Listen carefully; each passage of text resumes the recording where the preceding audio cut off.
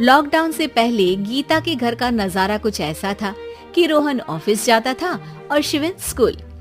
जिनके घर से जाने के बाद गीता काम खत्म करके बाकी समय आराम करती थी। लेकिन लॉकडाउन के बाद ऑफिस और स्कूल घर में ही खुल गए और इससे गीता का हाल वो तो आपको देखने में ही मजा आएगा। शिविन, ओ शिविन, महाराज उठने के लिए क्या 21 तोपों की सलामी लेंगे? अरे बिस्तर से बाहर निकल, ऑनलाइन क्लास स्टार्ट होने वाली है। ये तुम भी हद करती हो, स्पीकर की तरह चिल्लाने की क्या जरूरत है? दिख नहीं रहा मेरी कॉन्फ्रेंस चल रही है। अब कैमरा और स्पीकर ऑन कर रहा हूँ, मुझे कोई शोर नहीं चाहिए। इस पर जैसे ही रोहन लैपटॉप का कैमरा और स्पीकर ऑन करता है तभी कुकर की सीटी बजती है। करा लो अब इसे चुप, लॉकडाउन नहीं हुआ, मेरी मौत का फरमान जारी हो गया। दोनों बाप बेटे ने नाक में दम किया हुआ है। ऐसा बोलकर गीता वहाँ से शिविन के कमरे में पहुँच जाती है, जहाँ शिविन अभी भी सो रहा होता है। ओ आलसी, अब अगर 5 मिनट में नहीं उठाना तो आज तेरा गेम और YouTube कैंसिल। माँ की बात सुनकर शिविन बिना 1 मिनट गंवाए उठ खड़ा होता है। उठ गया, अभी नहाकर भी आता हूँ। ये नाटक कहीं और, मुंह पर गीला कपड़ा मार और पढ़ने बैठ।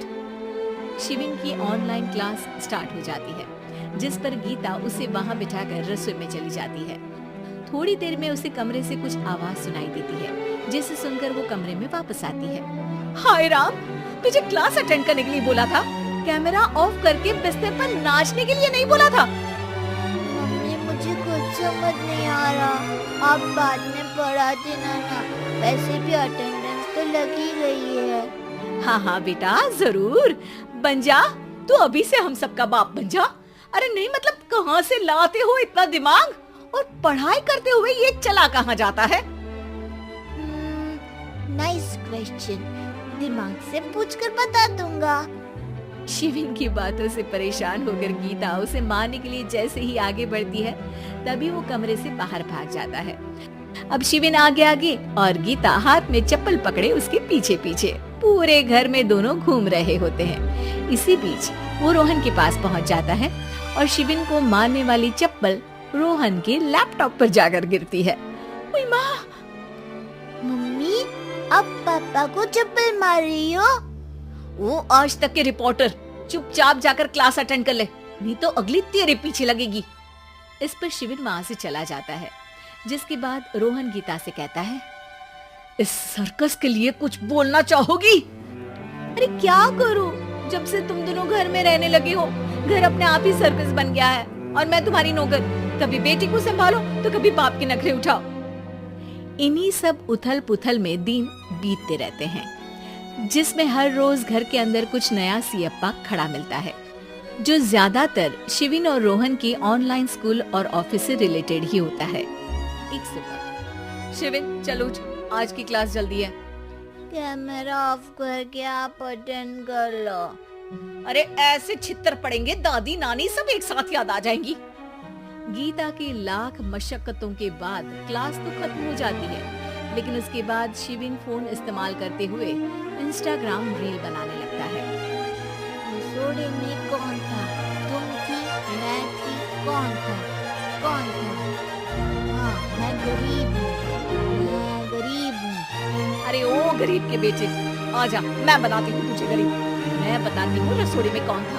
पढ़ाई करने बोलो तो इनकी माँ मर जाती है, और ये पागलपंतियाँ जितनी मर्जी करा लो। गीता शिविन को डांट रही होती है, तभी रोहन बीच में बोलता है, अरे बच्चा ही तो है, इतना गुस्सा क्यों कर रही हो?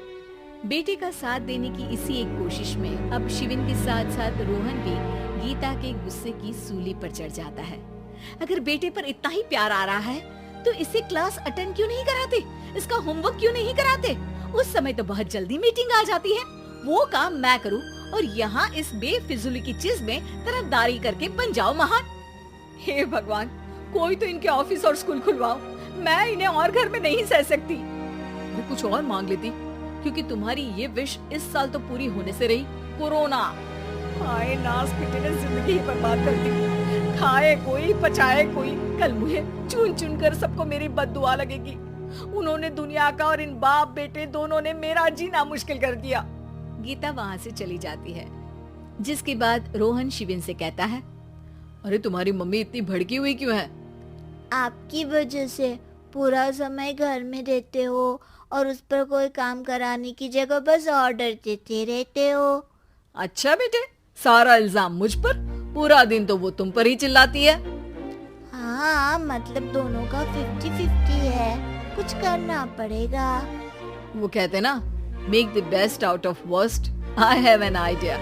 वैसे तुम्हारी माँ सही कहती है, बहुत जुबान चलाने लगे हो, कम बोला करो।